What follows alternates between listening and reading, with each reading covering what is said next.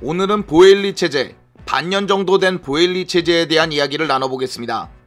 첼시는 보엘리 체제가 들어오면서 정말 다양한 부분에서 다양한 개편이 이루어지고 있습니다. 일단 말이나 단족 체제에서 비벨, 조쉘즈, 핑켈스타인, 윈스턴 리 등 다양한 보드진들이 들어와서 다양한 역할들을 구축하고 있고, 지브라는 씀씀이도 이전과는 전혀 비교되지 않을 정도로 많은 씀씀이를 보여주고 있습니다. 이 과정에서 여러가지로 불안한 점, 잘하는 점들이 나오고 있는데요. 오늘은 첼시가 좀 불안한 점에 대해서 짚어보도록 하겠습니다. 가시죠. 일단 이적 시장을 짚어보고 싶은데요. 이적 시장의 목표와 방향성이 조금 불안합니다. 쉽게 말하면 대체 이 첼시라는 팀이 어떤 팀들을 만들고 싶은지 그 방향성을 알 수가 없습니다. 일단 유망주 영입부터 보겠습니다. 유망주를 다양하고 잘하는 선수들 많이 데리고 오면 그건 정말 좋은 건 맞습니다. 하지만 당장의 엔조 영입에 제동이 걸릴 정도로 너무 많은 돈을 쓰고 있다는 게 문제인데요. 슬로리나, 추크에메카, 카사데이, 다트로포파나, 안드레 산투스, 유망주에다만 1천억을 넘게 쓰고 있습니다. 그러면 이들을 바로 기용할 수 있느냐? 그것도 아닙니다. 일단 주전이 아니더라도 준주전 정도로 뛸 수 있을 자원을 출연해도 추크에메카와 다트로포파나 정도인데, 문제는 이 영입들이 엔조, 그바르디올, 벨링엄, 무드리크 등 당장 주전으로 뛸 수 있는 선수들 영입에 제동을 건다는 게 문제입니다. 거기에 영입 시장이 너무 산만한 것도 문제입니다.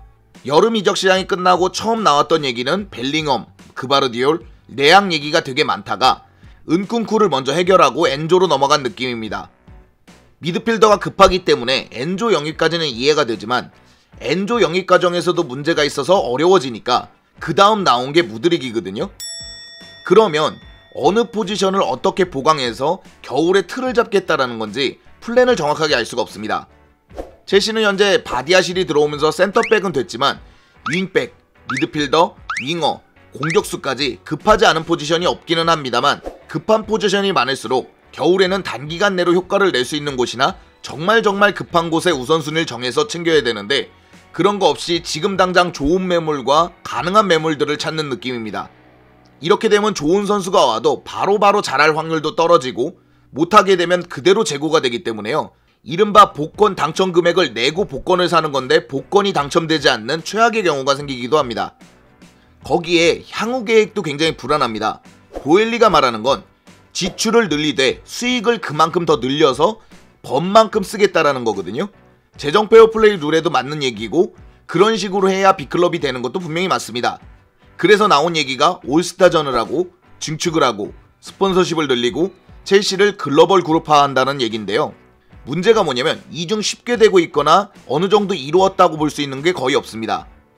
당장의 증축 이야기는 이전이 아니라 그러면 로만 시대하고 크게 다르지 않은 상황, 굉장히 어려운 상황이고, 스폰서십은 2배가량 금액을 늘리면서 잘 되나 싶었지만 해당 기업의 경영난으로 계약이 파기되게 생겼습니다. 그래서 첼시는 여름에 메인 스폰서와 서브 스폰서를 구해야 되는데요. 이것도 현재 거의 확정적인 곳은 없습니다.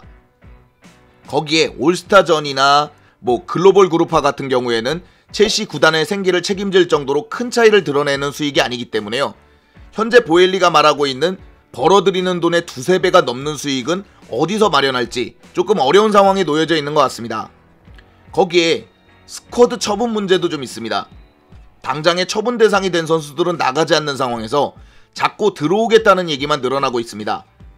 루카쿠나 바카요코, 플리식, 지에으 등 기용하지 않거나 임대를 떠났거나 별 능력 없이 벤치에 앉아있는 자원들이 계속 늘어있는 상태에서 스쿼드를 늘린다 그러면 이건 또 죽음 문제가 걸리기 때문에 보엘리가 향후 계획을 짜는 데 있어서 어떤 계획이 있는 건지 불안한 점이 있습니다. 제가 본 볼리의 반년은 정말 일을 열심히 하고 일을 또 잘하는 구단주로 보여집니다. 그러나 축구에 대한 경험이 부족한 것도 많이 느껴집니다. 일단 이적 시장마다 1년에 한 번 일어날까 말까 하는 대형 트레이드를 자꾸 시도한다는 점, 그리고 시도한다고 해도 그게 성공하지 않는다는 점, 협상이 끝나기 전에 웬만한 이야기들이 다 언론에 노출된다는 점도 굉장히 문제라고 생각합니다. 언론에 노출되기 시작하면 첼시가 유리한 입장으로 끌고 가기가 어려워집니다. 그래서 많은 구단들이 엠바고나 그에 준하는 내부 단속을 하는 이유가 바로 이런 데 있는 거거든요. 볼리는 지금 축구판에서 그런 거를 관리하는데 조금 어려움을 느끼고 있는 것 같습니다. 거기에 선수 계약 연도도 너무 길게 끊으면서 주급을 너무 많이 주고 있습니다.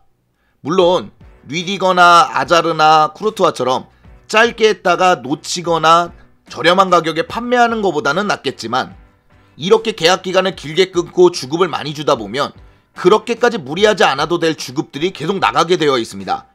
지금 부상으로 반년 정도 날린 캉테가 3년 계약에서 2년 계약 얘기가 나오는 것도 굉장히 이런 문제가 있다고 봅니다. 근데 이런 상황에서 볼리가 일을 열심히 하는 것도 조금 문제긴 합니다. 로만이 캔베이츠에게 인수한 후 20년 동안 쌓여있던 문제들을 보엘리는 열심히 3년 안에 해결하려는 움직임들이 있습니다. 물론 좋은 행동이고 안 좋은 건 빨리 처분하고 넘어가는 것도 중요하지만 너무 속도를 내다 보면 위험한 부분들이 있습니다. 요번에 감독 교체만 보더라도 팬들이 예상할 수 없는 타이밍에 느닷없이 경질이 되더니 포터의 5년 계약도 그렇고 브라이튼에게 지불한 금액도 그렇고 순식간에 일을 벌리다 보니까 위험 부담은 또 위험 부담대로 늘어나고 금액은 또 금액대로 지출하는 안 좋은 느낌이 있었습니다. 그래서 맨노는 실제 이 사건에 대해서 보일리가 일 처리하는 거에 대해서 매우 산만하다, 첼시의 일 처리가 산만하다고 표현하고 있습니다. 이런 부분들은 첼시의 향후 미래, 올 시즌이 어렵더라도 다음 시즌은 좋을 것이다 라는 그런 기대를 조금씩 내리는 거라서요, 불안한 점으로 작용하고 있는 것 같습니다. 볼리의 반 시즌 정도를 정리해보자면 저는 일단 좋은 것 같습니다. 여러 가지로 좋은 시도도 하고 있고 또 옳은 방향으로 끌고 가려고 노력도 많이 하기 때문에요. 그런 부분에 대해서 로만보다 좋은 점은 분명히 있지만 분명히 불안한 점도 존재하거든요. 감독이 한 시즌 못하는 건 중요하지 않습니다. 한 시즌 정도 말아먹더라도 다음 시즌에 또 그 감독 혹은 다른 감독이 와서 잘하면 첼시는 또 굴러갈 수 있는 빅클럽입니다. 그러나 구단주가 몇 년 동안 못해버리면 요건 좀 얘기가 틀리거든요.